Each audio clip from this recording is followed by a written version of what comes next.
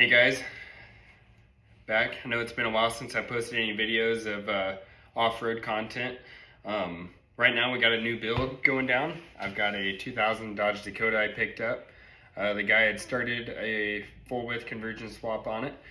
He has a Dodge Dana 6-seat and Dodge Dana 80. It's the cat axle, front axle.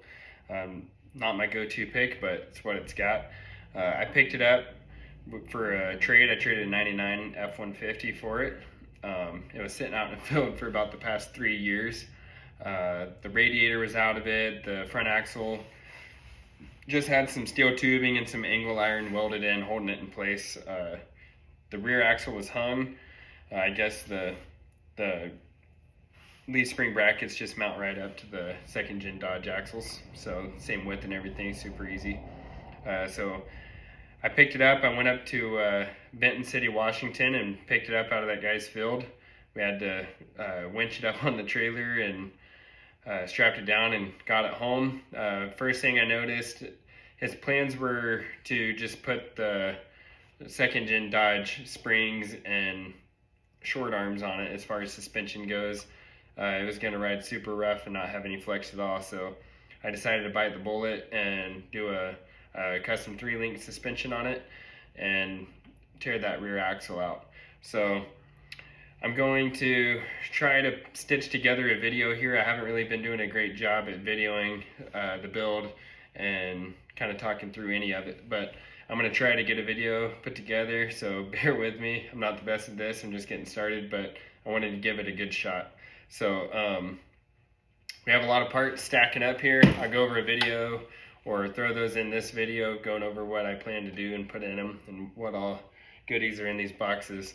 But I'll kind of throw in some videos from the day I got it and kind of do a little editing the best I can to put in some clips through the stages of where I started and where I am now. So I'll try to do a better job at videoing the last steps here and getting it on the trail. I've got wheels and tires coming, so I'll make a separate video with those bad boys and bolting them on for the first time and going over with them and why I went with those. So yeah, stay tuned and I'll throw it together. All right, boys, I'm truckless for a while. New project.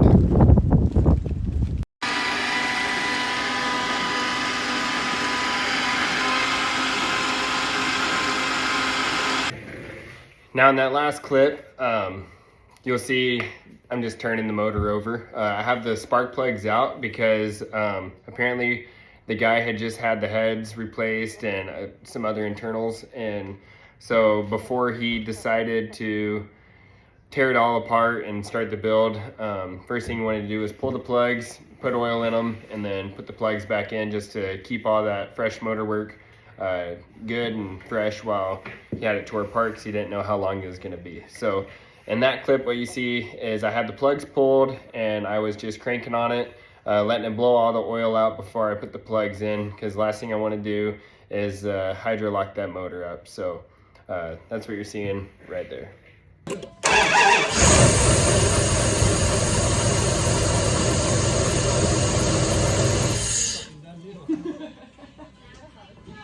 Oh, thank you. Yeah. That's right, dude. Yeah. Now, as you can see, what I did was blew the oil out, put the new plugs in. I barely turned the key and that thing fired right up. So sitting for, the guy said 3 years. I pulled the plugs out. There was a bunch of spider webs inside of them. Just kind of blew them off, cleaned them up the best I could, put them back in, popped on all the caps and everything on the plugs, and I mean, it fired right up. I still have some work to do as far as getting a battery box in there. I got a new battery coming, get that thrown in, but yeah, I mean, sitting for 3 years, who knows how old the fuel is. I just barely bumped it over and it started. So we were super happy, fired right up, and yeah, so we'll move along.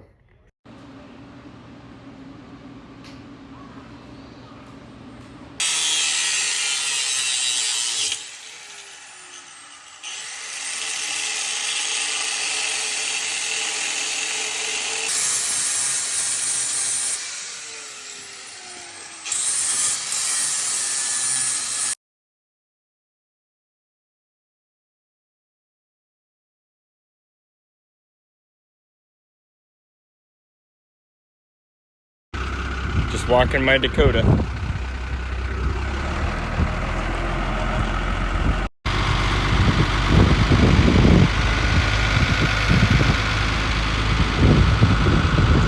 Now in this clip, you'll see we have a strap around that front homemade core support deal. And we're using the tractor to back it up and push it into the end of the shop. It was pretty sketchy. I think I ended up bending the hood a little bit whenever it rolled forward and hit into the strap. Probably not the best way to do it, but we didn't have any forks or a skid steer or anything to make it any easier, but we made do with what we had, got it pushed into the shop, and that's where it sits now.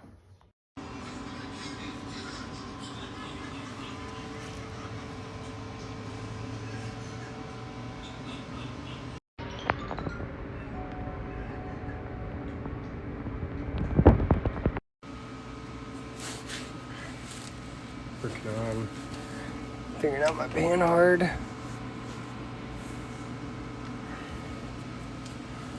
Get that all tacked in. Get the steel cut for that. Had to build a truss because I'm out of room. Cutting it close. Gonna sit a little higher than I wanted it to, but this is also gonna go bye-bye. So I've got the fine steering kit. Getting there.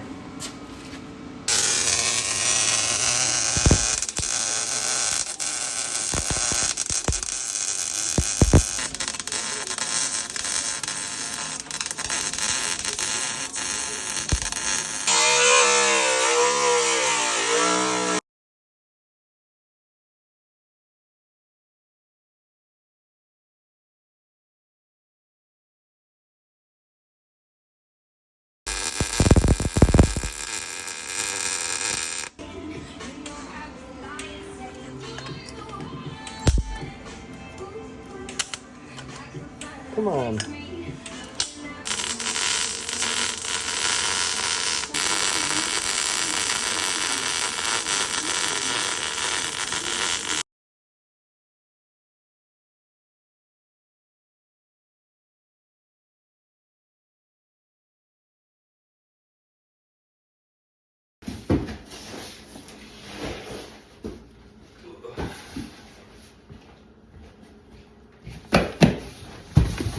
All right, what we got here is my front axle. This is so what I got is a Dodge Dana 60 in the front of my Dakota that I'm building. The problem with my axles is it's from a second gen Dodge, so it's got the CAD, so it's a CAD axle, meaning the 4x4 actuator is driven by vacuum.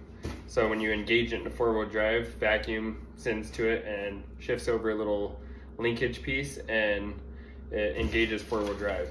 Well, the problem with that is there's a short axle in there and then a longer axle with two splines that meet up with a little piece that just shoots back and forth. Well, that's a weak spot, for one. For two, I won't have vacuum running from the Dodge Dakota down to that axle shaft. And so in order to delete that entire CAD axle and make that axle no different than like a GM 60 or similar to a Ford 60, the best way to do that is to buy a CAD axle delete. And that's what we did here. This is a 30 spline chromoly axle shaft, and this will take the place of my CAD axle on the passenger side. So basically I'll take off that mechanism there that engages and disengages the four-wheel drive, and I will slide those axle shafts out, and then I will replace that with this solid axle shaft, and then this will go into my carrier on this side, into the diff, and then I'll have to replace the U-joints here to go to my outers. With this kit from Yukon, it comes with new gasket and cap that covers the hole that's going into the axle tube that the actuator bolts to with the vacuum box on it. So yeah, this is the CAD axle delete. I've got a few other parts I'll show you that I've got coming for the Dakota. Like excited about this because this takes away a big headache. What I was originally intending to do was I was going to buy well, I did buy it, the cable actuator. I was going to replace the vacuum with a cable, where basically it's kind of like a PTO cable. You pull the cable to engage 4x4 and you disengage it by pushing the cable back in. The problem with that is having as much travel as I have in the front end with it being 3-link, my cable was going to be pulled and it was not going to be long enough to go into the cab. So I was going to have to route my cable up into the under my hood so I can just actuate it from there and have enough linkage cable there for it to flex and not worry about pulling it out. Those are about $100, and the problem with those, I've done some reading on and watching some videos. They're great on the road for the 2nd gen Cummins application. They take away the problem of your 4-wheel drive disengaging. The issue with them is if you're driving a lot of rough, bumpy roads, like dirt roads and on the trails, guys have issues with the little sleeve there that actuates it and holds those 2 shafts together, vibrating over and disengaging your 4-wheel drive. So being that we'll have a front locker in there and some 40s and partying on the trails and dirt roads, last thing we want is for that to be disengaging in any way. So we're just going to go ahead and bypass that entirely, throw in the full solid axle, get rid of that, and we'll go from there. The second thing I want to show you, we decided to go with Yukon gear and axle 538 gears for the Dakota.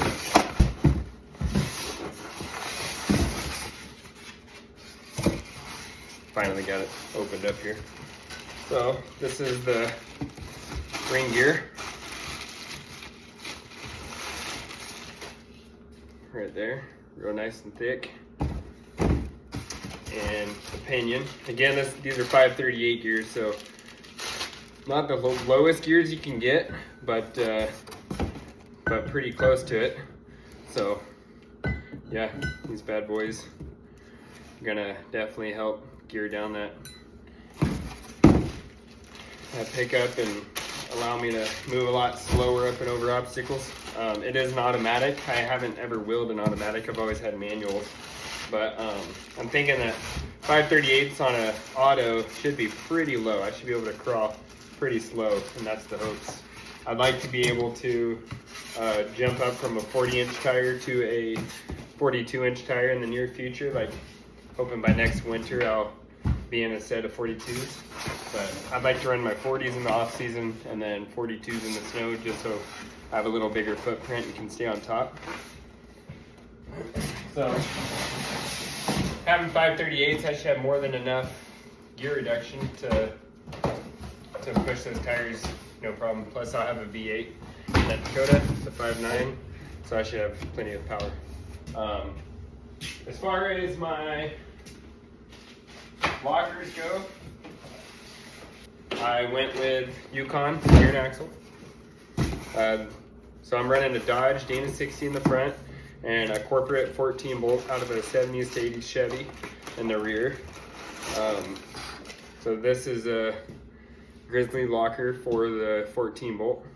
Of course they send you a sticker, but they decide to put it at the bottom of the box and let the locker ride on it, so get some nice damage to it, so that's sweet. Yeah, so this is basically replacing the spider gears, and it's a lunchbox style locker. However, it's much stronger than like a Spartan or Lockrite from Power Tracks, or a Torx locker. Much stronger, better warranty, and I've ran in my 93 Toyota pickup and my 95 Toyota 4Runner. I was on 44-inch tires and 42-inch tires, 538 gears, and never ever did I have any issue with either my ring and pinion or my Grizzly locker. So definitely love them. That's why I always go with a Grizzly, always will. They're just tried and true and strong as hell, so that's why I went with that. For the front, Dana 60, I went with a Grizzly. A little different than the 14 bolt. It replaces the entire carrier. So got a much bigger setup here. All the internals are the Grizzly locker, replacing the spider gears. And so it'll basically sit in the diff like so. This axle shaft here will input right in the side of that, and the driver's side there. Your ring gear gets bolted to the side of it, and pretty straightforward, pretty easy to install. I'll do a whole video on us installing it. It won't be a step-by-step tutorial, but it'll just be a video of the installation. I haven't really been too big on tutorial videos, not the guy to explain all that stuff. But I'll definitely make a video of us throwing these gears and lockers in the Dakota at a later date. So yeah, that's my gear and locker setup that I'm going to be running on my 2000 Dodge Dakota. So just stay tuned, and I'll just put some videos together for you guys explaining what I'm doing and what I'm going with. Currently, the way it sits, I've got the front axle mounted up under it. I went with Off-Road Anonymous universal brackets for 3-link. So I've got my lower links, my upper link, and my panhard all mounted on, welded, fully set up. I have my Fox shocks mounted to it. I'll input the clip of the video of us charging those shocks and seeing how much travel it has. They're 14-inch 2.0 Fox air shocks, and I think they're gonna have plenty of travel. I hope they ride good. If not, we'll upgrade later on to the ORIs and gain a lot better quality. I went with, I'm trying to remember the brand of my bump stops. I went with some hydraulic bumps off of Amazon that have good reviews. I think they're like 299 bucks, but got those sitting there. I gotta still fab up the brackets for those in order for them to be adjustable. So I get those bump stops set up, and limiting straps. So I'll do a video on setting those up as well and throw those in. And the rear, I still have the 14 bolt sitting on my trailer. Currently I have a Dana 80 under it, and just price wise, as far as getting gears and lockers for a Dana 80, I couldn't even find a 538 gear for a Dana 80. Whereas the 14 bolt, I just have so many options and so many different choices of gears and lockers.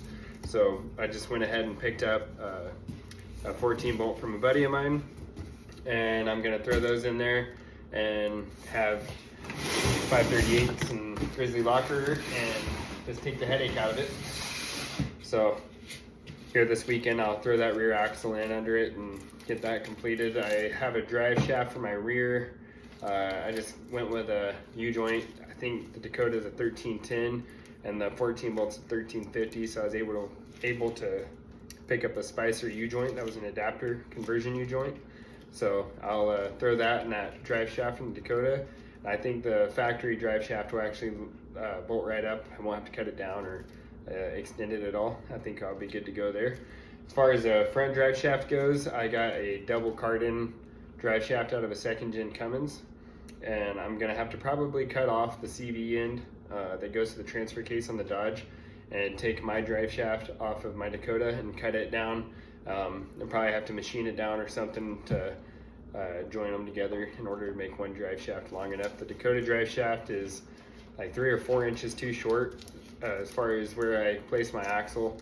The factory shaft's not going to work, so I'm hoping that I'll be able to get those front drive shafts put together and lined up, and they'll be long enough to get us by. And other than that, I've got steering left to do, which I went with a 7/8 Heim steering kit from Rough Stuff. We'll get that put in. I just got to find a steering shaft for my Dakota. I think I'm going to go with, because I've got a Ford Power Stroke steering box, so I think if I can find a steering column or a steering shaft for that steering box, I can cut it down, cut my rack and pinion deal down off my Dakota, weld the two together, maybe put a couple bars across to stiffen it up, make sure it doesn't bend or break, and that should work for my steering. The only thing I'm really worried about there is my clearance from my pitman arm to my panhard. in order to just get that to flow correctly and smoothly and not bind up or run into each other. I just might have to do something different as far as my pitman arm goes. Right now I have a handful of pitman arms. I'm hoping I have one that'll work, but most of them are pretty long or drop pitman arms.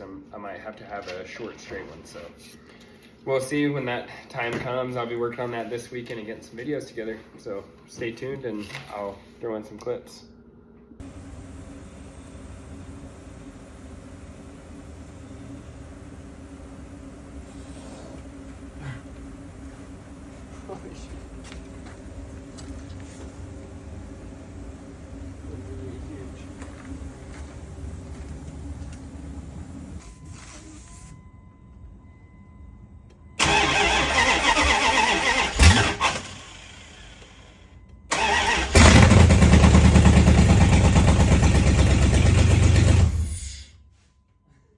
Alright guys, I hope you enjoy the video. Like I said, I'm going to continue to make some more videos to upload for you guys. I'm going to try to do a much better job at explaining what I'm doing and how I'm doing it.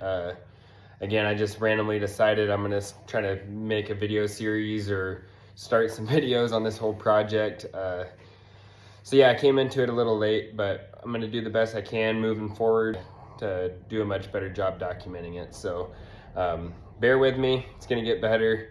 Here soon that thing's gonna be on the road and there's gonna be tons of videos of me snow wheeling it and rock crawling, just doing all of it. We have a lot of big plans, a lot of places we wanna go and see and try out. So yeah, just stay tuned, and I'll also make some videos on my father-in-law's Jeep he just got.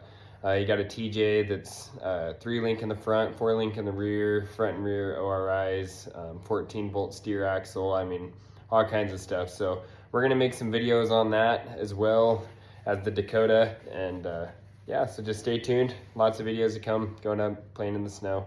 So please subscribe, like, and check out our Instagram. Thanks.